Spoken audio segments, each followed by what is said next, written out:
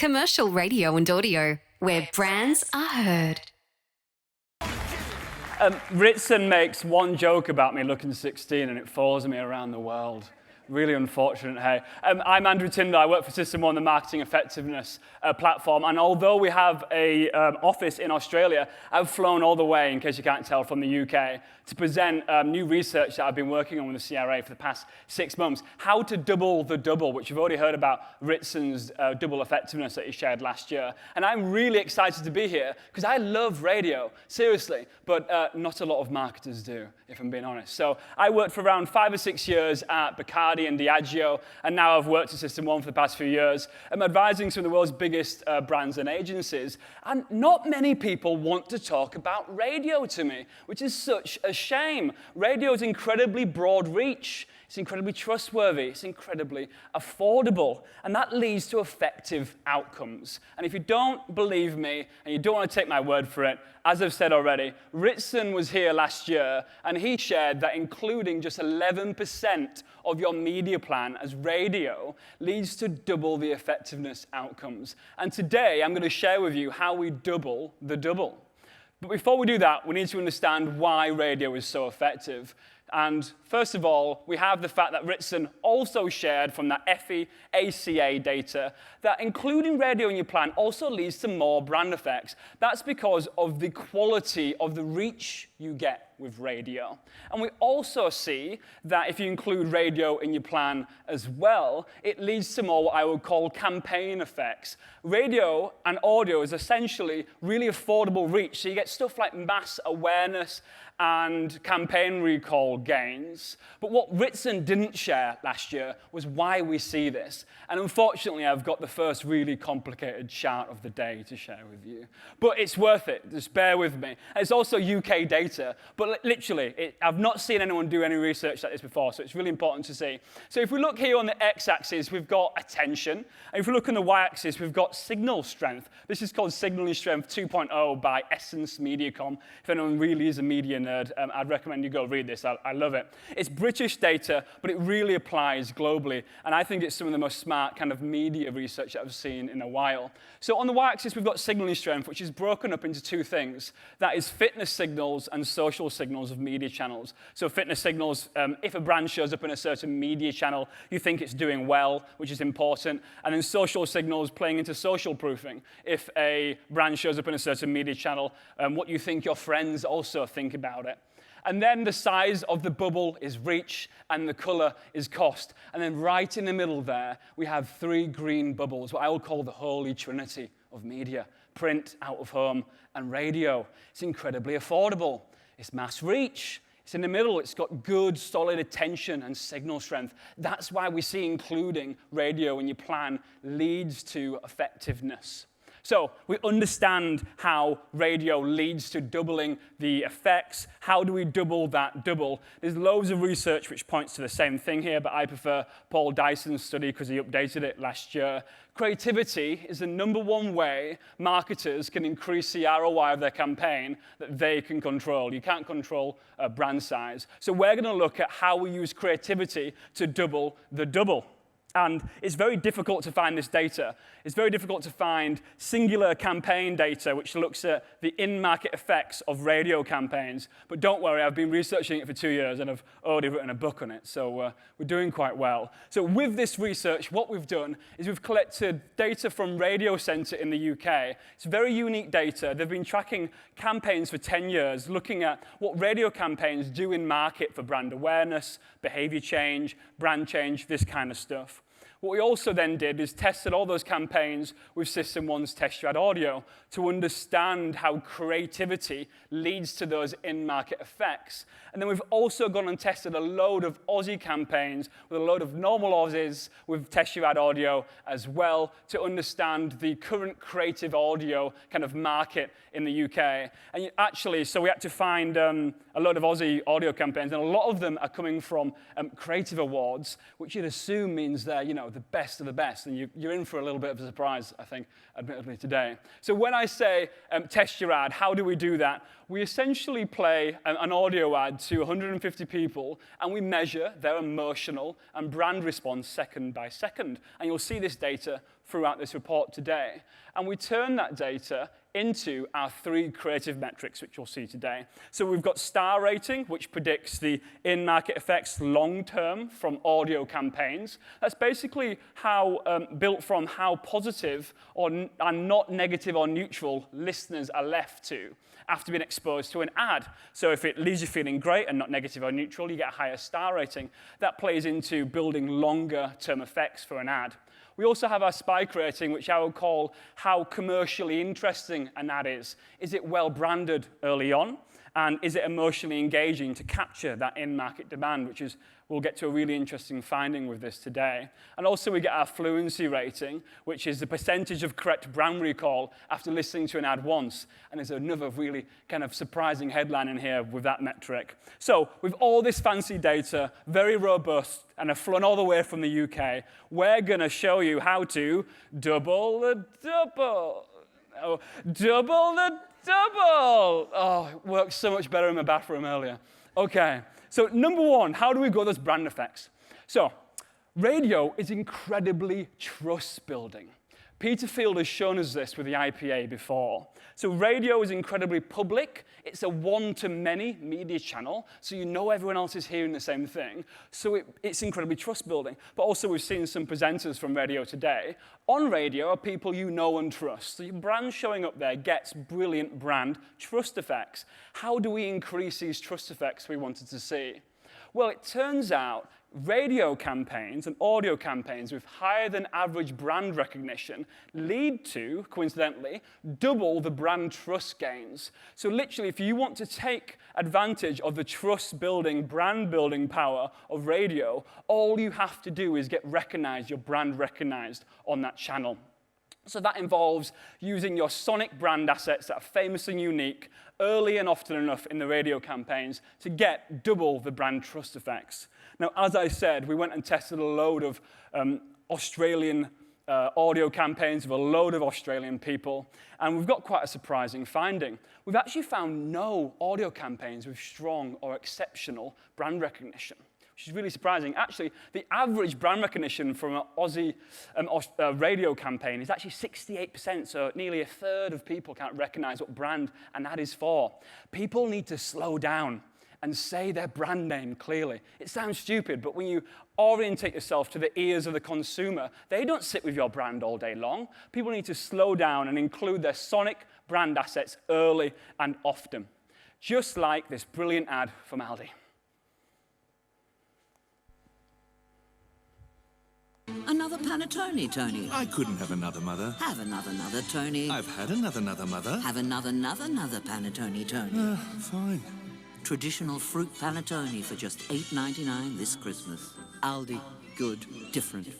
Seems simple, right? Just slow down. Tell them what brand you are. Brilliant example there. So another finding we found was we recently released some research called the cost of dull, which showed that dull campaigns that are very rational and boring take around an extra £10 million worth of media spend to get the same effects as interesting campaigns. And we saw the same thing in radio. It's another quite complicated chart, so bear with me. On the x-axis, we've got ad recall gains from each campaign that we studied. On the y-axis, we've got that spike rating, whether something's commercially interesting. Does it brand early enough? And is it engaging? Does it say something engaging to get any kind of emotional response? And we see there's a very significant correlation. Campaigns on the far right, and it's media-weighted this, so per 100 GRPs, a chunk of media spend on radio. Campaigns on the right were shifting ad awareness by 8% for every 100 GRPs, whereas campaigns on the left weren't shifting ad awareness at all. And when I share this, I often get told to remove the outlier. Do you see the outlier where it was getting negative ad awareness gains from every 100 GRPs spent on radio? No, that's the most interesting finding in this whole thing. That campaign was so boring and so poorly branded, it shifted ad awareness backwards. And that points to how advertising works. advertising's main job is to just keep sales going. I mean, Byron Sharp talks about, we're in the land of Byron Sharp, aren't we, today? He talks about that all the time. Advertising's main job is to maintain sales and to stop memories eroding. So if you put money behind something that's so dull and so poorly branded, you start moving backwards. So advertisers need to say something interesting and brand early enough to see advertising gain, to help double the double, like this brilliant campaign. There's so much more to BCF than boating, camping, fishing. We've got it all from A to Z, so come see what you're missing. Cause boating, camping, fishing, diving, barbecuing, four-wheel driving, supping, hiking, swimming, pooling, caravan and beverage coolings. BCFD, BBQ, 4WD and SUP and HSP and CBC and fun. BCF and fun, hey! Brilliant campaign. So you need to be interesting, but my favorite topic at the moment is consistency. So you can't swap interesting for being inconsistent. So I've just released some other research called Compound Creativity, which looks at campaigns from most consistent brands lead to better brand outcomes for brands as well. So if you keep the same executions across campaigns, if you stick to the same positionings and ideas over years, and if you execute campaigns across the media mix, you literally get more brand effects and actually more business effects. I wanted to specifically bring this finding into this research, and I had to rely on click-through data, so I apologize, but it makes my point. So there's this brilliant brand called Gabuni, and they did a geo experiment where they put some meta ads out, and then they turned on radio and out of home in certain locations. And we saw click-through rate in those locations build. And that points to the multiplicative power of radio and why you should be consistent across the mix, because you're building on the same memory structures. So another way to double that double is be consistent across the mix. Now we get on to the really serious stuff. So a really key way to build effectiveness is to create fame for your brand, to get people talking about your brand, because then you maximize your ESOV advantage. We found that campaigns with higher than average star ratings, so campaigns that left people feeling more positive and not neutral or negative, got people sharing and talking about your brand more. And we saw the exact same thing with digital word of mouth as well, sharing on social. If you leave people feeling great, they share more about your brand. And then we went and looked at what I would call heavy ad exposure. So we media weighted the whole thing, and we looked at whether people thought they heard an ad a lot or not much at all. And we found that campaigns with higher than average star ratings, those that left people feeling more positive and not neutral or negative, they had people thinking they heard the ad more. And this really points to how, again, advertising works. If you leave people feeling intensely positive, it builds more memory structures, and you literally stretch your ESOV advantage and literally work your media dollars harder and harder, just like this Bingley ad. At Bingley, we're having a special 90th birthday sale. No, we're not. Yes, we are. Because guess who's turning 90? No one around here. Mum, you're the youngest 90-year-old on the planet. 70. What? Okay, 80. You're amazing, Nana. And so are our birthday deals. On top brands and latest models for 4 days, because this really is something to celebrate. Seriously, my incredible mum is turning 90. 85. Yenda's 90th birthday sale, on now. Bingley, better living every day. Brilliant. So now we're going to get onto the really serious stuff. If we really want to grow our effects in market, we have to change behavior. So we found radio ads with higher than average star ratings, those that left people feeling more positive and not negative or neutral, led to significant changes in consumer behavior. This included buying a brand, visiting a store, searching for a brand, this kind of stuff. And radio campaigns which didn't leave people feeling great didn't change behavior. This again points to how advertising works, the affect heuristic. If you leave people feeling positive and build positive memory structures, when that brand comes to mind in the future, it feels like the right choice and it changes behavior. This is a key way to double the double. But, as you guessed it, we've tested a lot of audio campaigns down in Australia, and 50% of them are actually 1 star. There's a huge opportunity here. We expect these 1-star campaigns to be unable to change behavior, yet we're still seeing this double effect. So if we manage to just get some audio campaigns that leave people feeling more positive will see a doubling of that double, just like this Bupa campaign. Have you ever noticed when you smile, your whole body smiles with you? Lifting not just the corners of your mouth, but your endorphins too. Even when you just try one on. And if you're having a little grin right now, it's because good health is contagious. And at Bupa Health Insurance, we're here to help you catch more of it every day. Brilliant. So it's all well and good me shouting about how radio ads should leave people feeling positive, but you must be wondering, how do we do that, Andrew? And have I got a solution for you? But it involves a very quick little science lesson. So System 1's Chief Innovation Officer, Orlando Wood, has wrote 2 books called Lemon and Lookout, again with the IPA, which looks at the work of the psychologist Ian McGilchrist and brain lateralization, the left and the right brain. Not that the left and the right brain do different things, but they do things differently.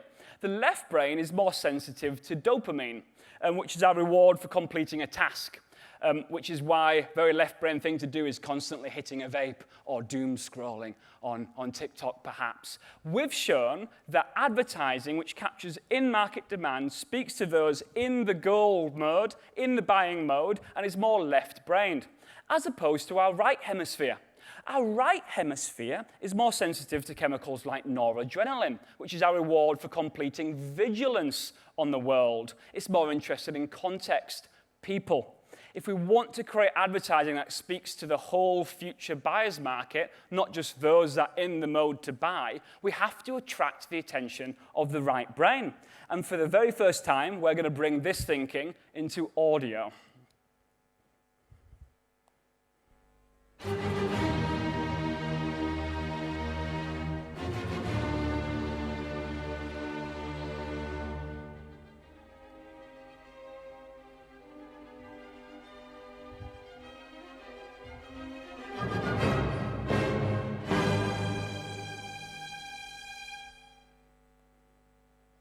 Dramatic intimacy. Beethoven used the fermata, which is this sheet music symbol, to create pauses in his Fifth Symphony. Pauses heighten our vigilance. They cause us to lean in. They attract and sustain our broad attention. We also heard the use of sotto voce. I'm butchering that. That's Italian for under the voice. Similarly to pauses, sotto voce, under the voice, also attracts our broad attention. It doesn't assume our interest. It causes us to lean in. Sotto voce was also used by Mozart, and this is actually a scanning from the last piece of work he wrote, Ave Verum Corpus. And Mozart and Beethoven were perhaps the world's best storytellers without needing words or imagery. And that's where we've kind of come up with our first ever right-brained, broad beam creative feature, dramatic intimacy, because it doesn't assume the interest of the audience. It doesn't assume you're sitting and ready to listen. It earns our attention. Similarly, we see character, incidents, and place, quite like in video advertising, being really useful at attracting our broad attention because it doesn't assume the interest of the listener. We also find dialogue, especially with distinctive accents, are great because they establish characters and the roles between them. Unexpected contextual noise, sounds of the living, playing with words, especially useful because they add audio depth and make things more interesting. And melodic music's really great as well for attracting our broad attention because our right hemisphere is responsible for our sense of lived time, flow, and depth, and really appreciates melodic music. These 10 creative features are key to earning the attention of listeners without assuming it and leaving them feeling positive. The key to doubling the double. They're very different to these 10 defined, left-brained, narrow beam features, what you could call salesmanship versus showmanship. These features assume the interest of the listener. They assume they're sat there ready to be sold at. They're just more useful at delivering messages and rational persuasion. It's key to load our audio ads with more broad beam features, not more left brain features, to lead into those doubling the double, to lead into those more business effects, more brand effects. And if you don't believe me, we've got another very complicated chart to prove it.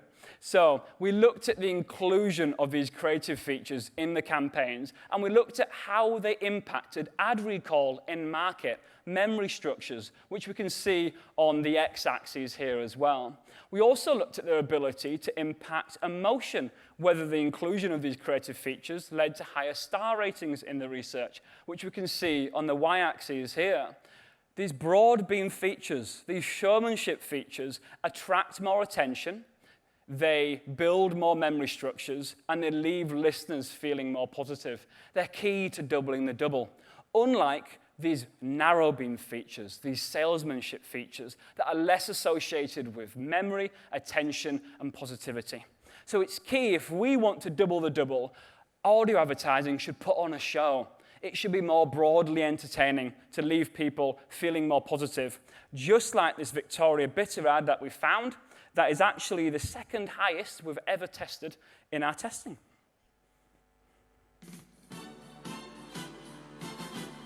A hard-earned thirst needs a big cold beer. And the best cold beer has the greatest damn theme music ever written. Have a listen to that. Gives me goosebumps every time I hear it. And this bit coming up right there. Oh, I love that bit.